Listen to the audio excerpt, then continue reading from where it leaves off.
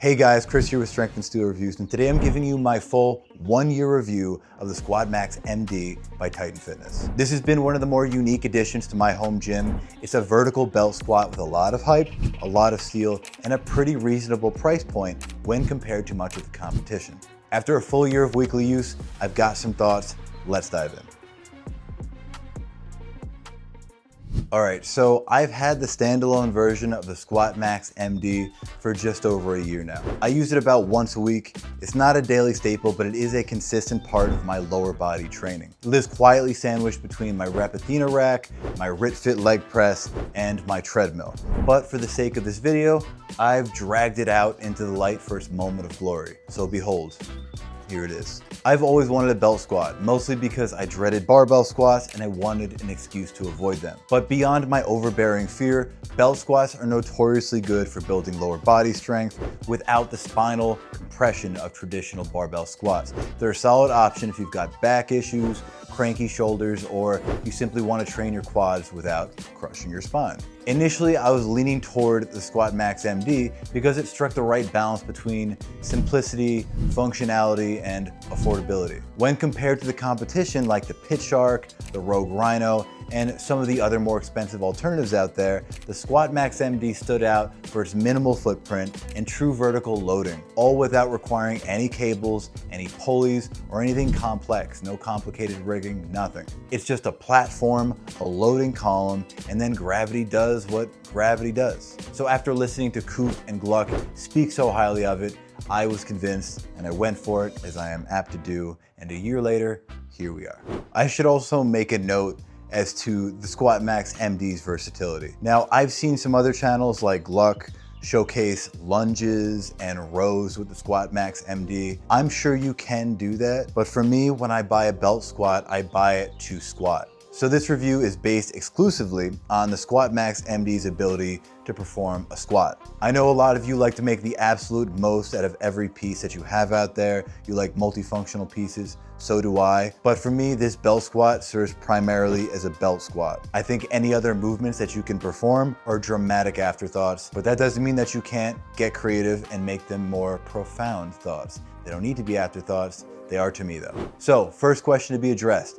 After using this thing for a year, does it replace a barbell squat? For me, no, it doesn't. I use the SquatMax-MD as an accessory movement, mostly to get extra quad volume on days that I don't feel like getting crushed beneath a barbell. It's perfect for me for knocking out high rep sets without taxing my spine or frying my central nervous system. I'll often pair it with hack squats or leg extensions, and for me, it fits that role really well. Now, I don't think it's a clear one-to-one substitute for heavy barbell work. I don't think you get the same full body loading or systemic fatigue, but honestly, that's kind of the point. This machine lets me train my legs hard without compromising recovery. And the comfort factor is huge. It's way easier on the back. I don't feel wrecked afterward, and I can push my intensity without that worn out, joint thrashed feeling. The movement is smooth, it feels natural, and thanks to this vertical loading path, it actually feels a lot more like a normal body squat with weight than most belt squat machines that I've tried.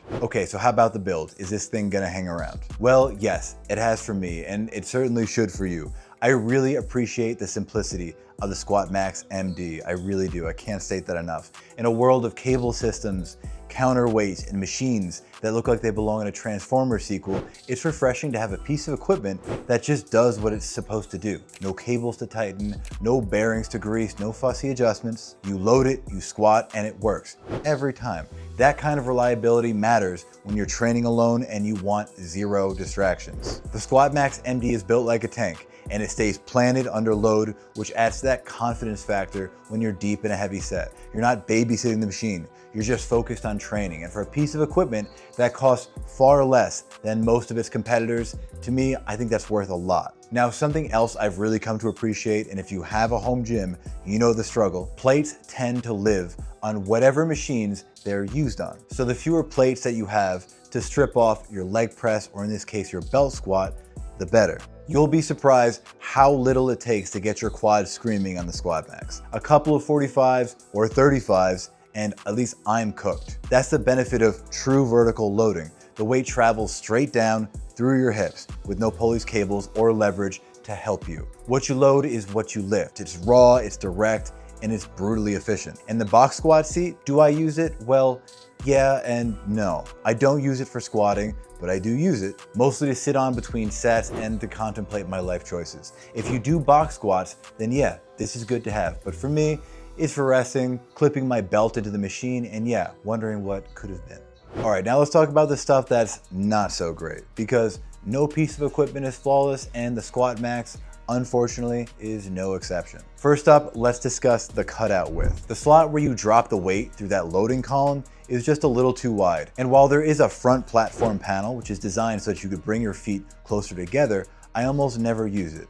Why? Well, because when I lower the plates, especially 35s, because that's about all that front panel can fit, they tend to knock into the sides of the SquatMax-MD. Now, that could be a me problem, it could be my stance, it could be my setup, it could be my stupid feet, my technique, but it happens consistently enough that I've stopped bothering to use it. When I'm hearing that plate and I'm feeling that plate knock against the side of the SquatMax-MD, it's distracting, and I don't like to be distracted when I exercise. So essentially I leave the panel off, which means I'm forced into a wider stance than I would generally prefer. It's not a deal breaker, but it does annoy me. Speaking of, if you have the SquatMax-MD or you've used it, did you encounter this issue, or is it genuinely me? Let me know in the comments. It might be me. It's usually me. The next qualm I have is unloading the plates. So there's no lip or spacing to grab the plates easily, and since they sit flat against the base, you end up doing the awkward fingertip shimmy just to try to pry them off. Now, I train alone, so it's really just annoying, but I don't like things that are annoying,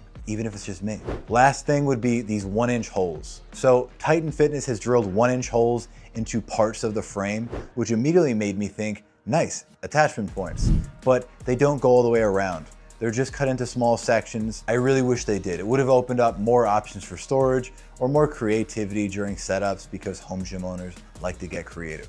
Could be that Titan Fitness has some future add-on in mind. I know Coop mentioned that as a possibility, though I think he was just speculating. But maybe it's just there for structural reasons. I don't know. But as it stands, it just feels like a missed opportunity. So after a full year of use, would I buy the SquatMax-MD again? Yeah, I think so if I had the space. If I didn't, probably not. Right now I do. It's not the flashiest machine. It's not the most versatile belt squat, though I've seen Gluck and other reviewers perform different movements like lunges on it and even rows. I just use it for the belt squat, for the squat. And honestly, that's what I care most about at this point. Reliable equipment that allows me to train harder without making my life harder. If Titan ever revises this piece, I'd love to see that cutout perfected to allow a narrower stance and some kind of unloading handle.